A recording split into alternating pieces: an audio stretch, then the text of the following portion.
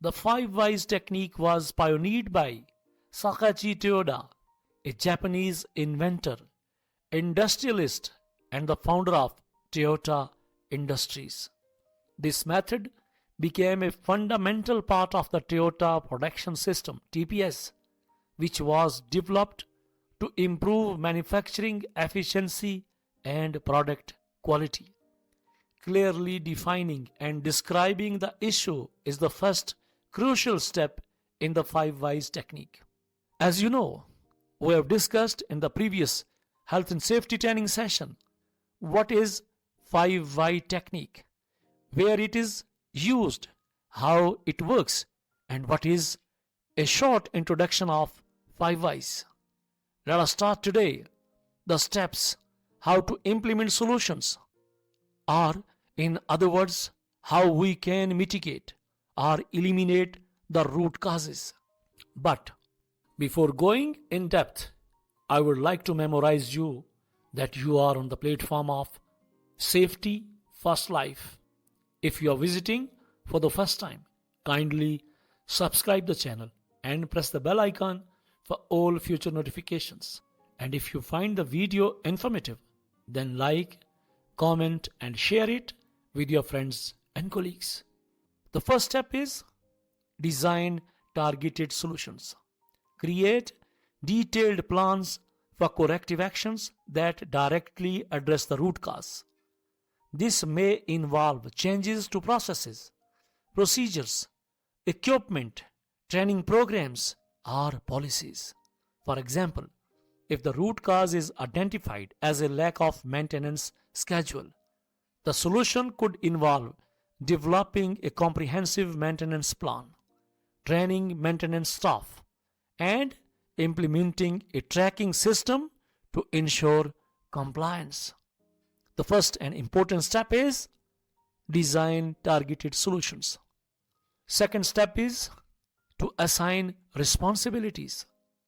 Clearly define who is responsible for implementing each aspect of the solution. Assign roles and responsibilities to specific individuals or teams to ensure accountability.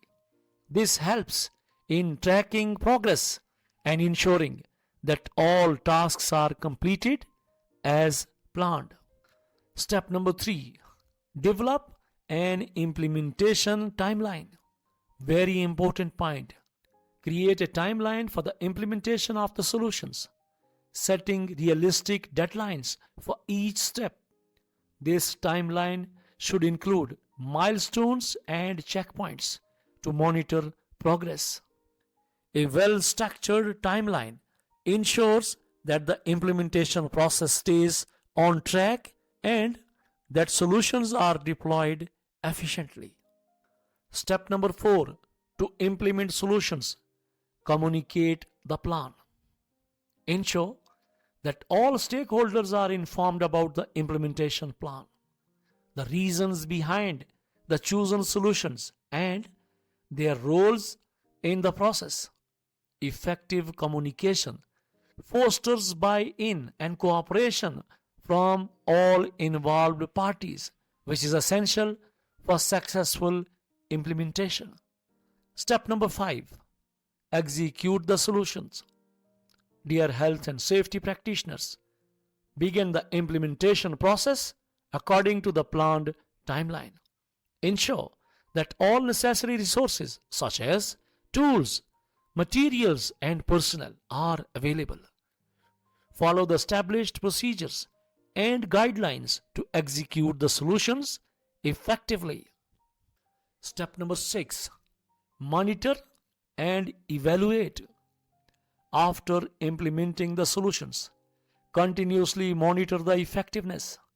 Collect data and feedback to assess whether the solutions are achieving the desired outcomes and preventing the recurrence of the problem. This may involve regular inspections, audits, and performance reviews. Point number 7. Refine solutions as needed.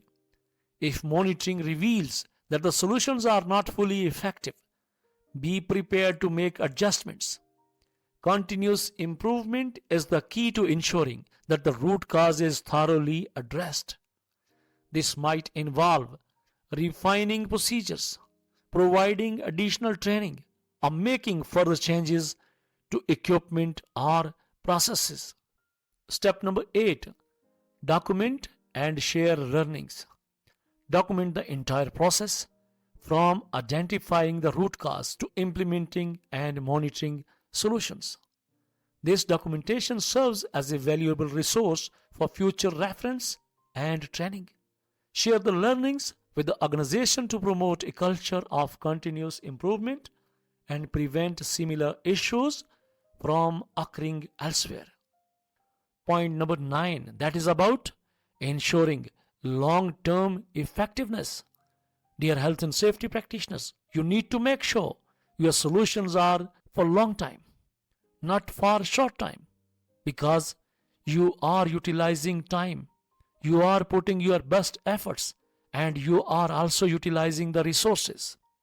So, you need to ensure the sustainability. It's your responsibility that you find the solutions. Those are sustainable and can be maintained over the long term. This involves embedding the changes into organizations' standard operating procedures and practices. Secondly, you need to make sure training and education. Provide ongoing training and education to employees to reinforce the importance of the solutions and ensure that they are consistently applied. For long-term solutions, you need to make review and audit. Periodically review and audit the solutions to ensure they continue to be effective and to identify any new issues that may arise. By carefully developing, implementing, and monitoring solutions that target the root cause, organizations can achieve lasting improvements, enhance operational efficiency, and create a safer and more productive environment.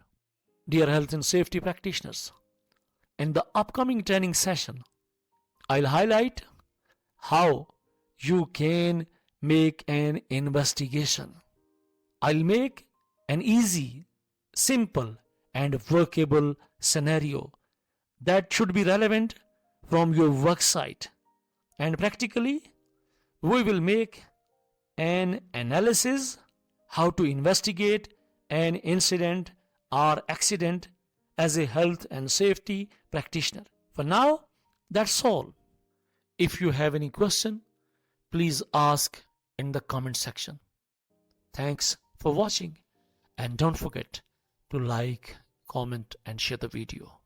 Hope to see you soon with a new HSC tutorial. Until then, take care. Good luck and goodbye.